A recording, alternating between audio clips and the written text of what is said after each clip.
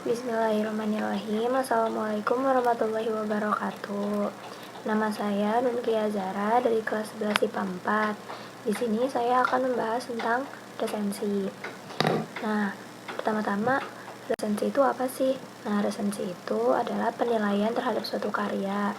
Nah, karya yang di sini itu maksudnya itu bisa berupa buku atau karya seni dalam film atau enggak drama.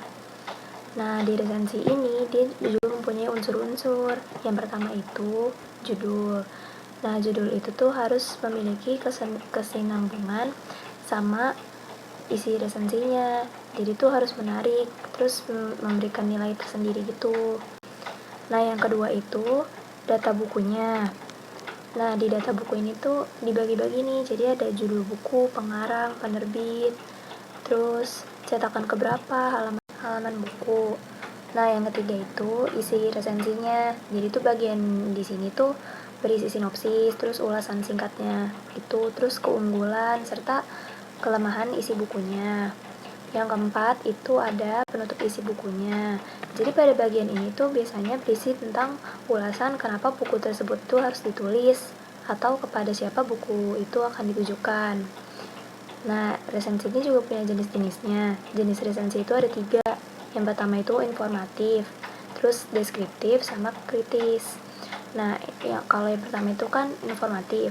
Informatif itu maksudnya itu disampaikan secara singkat dari keseluruhan isi bukunya. Nah, yang kedua itu deskriptif. Yang deskriptif itu membahas secara detail nih pada bagian-bagiannya. Nah, yang terakhir yang kritis itu yang mengulas detail buku menggunakan metodologi ilmu tertentu. Nah, terus tuh resensi juga ada tujuannya nih, yaitu yang pertama mengetahui kelebihan dan kelemahan isi buku. Yang kedua itu memberikan masukan kepada si penulis nih yang berupa kritis. Yang ketiga itu mengetahui latar belakang dan alasan buku tersebut diterbitkan. Yang keempat itu menguji kualitas isi bukunya. Nah, yang terakhir ini adalah manfaat. Nah, ini manfaatnya. Dan manfaatnya itu tuh yang pertama itu sebagai bahan pertimbangan. Maksudnya apa sih? Bahan pertimbangan itu tuh jadi memberikan gambaran nih kepada pembacanya mengenai suatu karya. Terus yang kedua itu sebagai promosi buku. Kok promosi buku sih? Nah, jadi tuh buku yang diresensi itu kan biasanya buku-buku baru.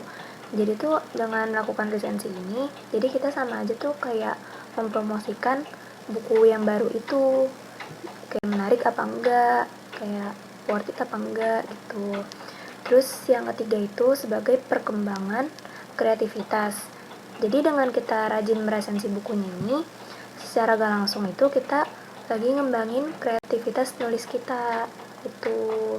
Nah, jadi sekian dari saya. Mohon maaf bila ada kesalahan kata. Assalamualaikum warahmatullahi wabarakatuh.